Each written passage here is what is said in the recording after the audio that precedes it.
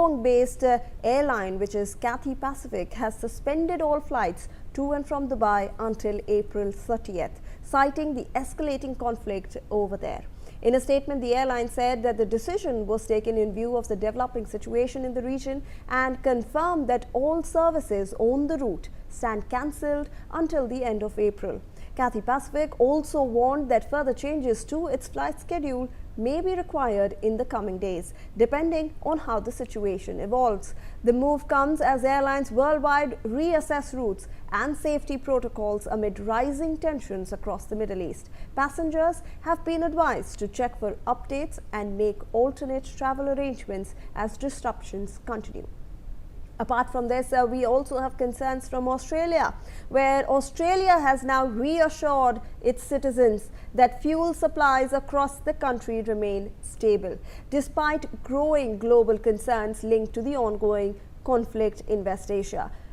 The Australian Prime Minister Anthony Albanese has urged residents not to engage in panic buying, warning that unnecessary stockpiling is already placing pressure on local supply chains, particularly in rural areas. Authorities say that the recent shortages being reported in some regions are not due to a lack of fuel, but rather a sudden surge in demand. In some areas, fuel demand has reportedly doubled, straining distribution systems. Australia imports nearly 90% of its fuel, making it vulnerable to global disruptions. The current tensions in the West Asia region have pushed up oil prices and also raised concerns about long-term supply risks. In response, the government is taking steps to stabilize the situation, including setting up of a national fuel supply task force to ensure continued availability and coordination across the country. Let me also rope in Shruti Das Gupta into this conversation. Ma'am, when we are talking about this entire situation, the US says they have Donald Trump, but Iran has now showed the world that it also has a Trump card of the Strait of Hormuz, where it's trying to choke the global supply chain that passes through that region. It also has managed to strike oil fields and oil storage locations across the Gulf region. It's targeting gas production units as well. So we are seeing some sort of disruption across the globe. Obviously, India is in a very comfortable position as of now. It has managed to strategically also, have that diplomatic access to Iran and get their ships out of that region and to India. Australia also is struggling right now. It says that they do have the power, they do have the fuel supplies, I beg your pardon, but 90%, ma'am, depends on imports. So obviously, if this war, like the Major pointed out, if this is a long drawn war that we are going to see, the world will face its brunt. You very aptly named what is going to happen. The Ramadan wars are going to trigger the energy crisis of the world. And for the last 24 hours have been absolutely devastating. Whether the Strait of Hormuz was closed or not, the impact on the energy infrastructure of the world, and not just of Oman or UAE or Saudi Arabia or even Iran, it is going to cause a massive ripple across the world. Because while you were talking of Australia, it's a net importer of fuel in terms of oil, crude oil, but it has its own LNG, LPG system, which we are hoping to tap into. So that is not a concern for Australia. They do have, I think, for about 20-25 days for petrol and diesel both, and about a month's worth in jet fuel available for them. So they are not in as desperate a state. Everybody's crossing their fingers and toes, and their eyes included, that the war does not go into the 30-day model where everybody's strategic reserves are going to be questioned and their diplomatic reach and access is going to be tested. So this is something that the world is facing now. Just in the last 24 hours, 34% of LPG prices across Europe have skyrocketed.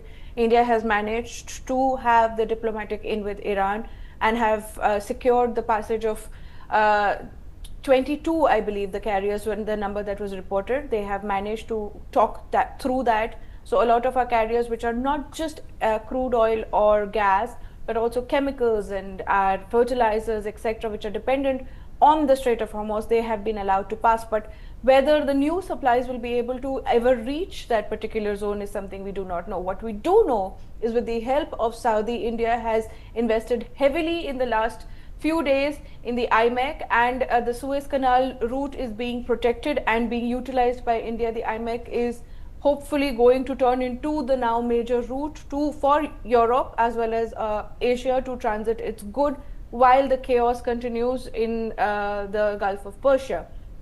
What is important for us to understand right now is that the damage caused by the Israeli strike, as per Donald Trump, and that I take with a grain of salt, but the damage caused by the attack of Israel on South Pars and the retaliatory strikes by Iran on Qatar, and I think they did take Oman earlier, and they've also hit the Riyadh Industrial Center in the last 24 hours. This is exactly what we were all fearing. We were warned, the world was warned. Iran was not shy about it. They have been saying this since the 12-day war, since this war began, that if you do touch us, and in the way that they are trying to do it now, Israel and USA, they would trigger a global energy crisis by strangling the world's energy jugular vein that passes right through the Strait of Hormuz. So this is not new, this was not unknown. They knew it, they still did it, and the rest of us are going to pay the price for it. So right now, everybody's diplomacy is going to be tested. India owns about 7% of Iran's debt, and that is why we have a table at the talking, we have a seat at the talking table with Iran. That is why we've been able to secure our energy deals. We also have a humanitarian ground. There are a lot of people crying in the streets that why did we not issue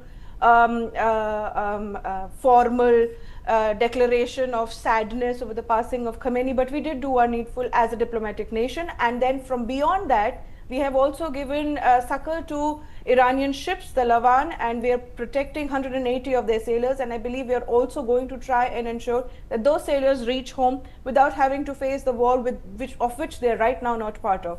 So we are making sure that the diplomacy of the war stays intact. We are talking with Israel. We are compassionate to their issues as well.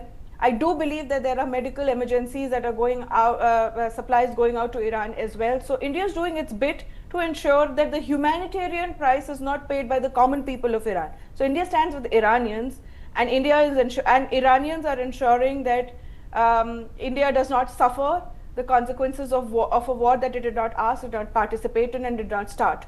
The rest of the world, because of choosing sides, they are having issues. India did not pick a side, so all three of the nations are now on the talking table. I believe UN representatives, other world leaders are now calling out for India to come forth and probably negotiate a peace deal. But I hope to God no peace deal ever actually comes at India's.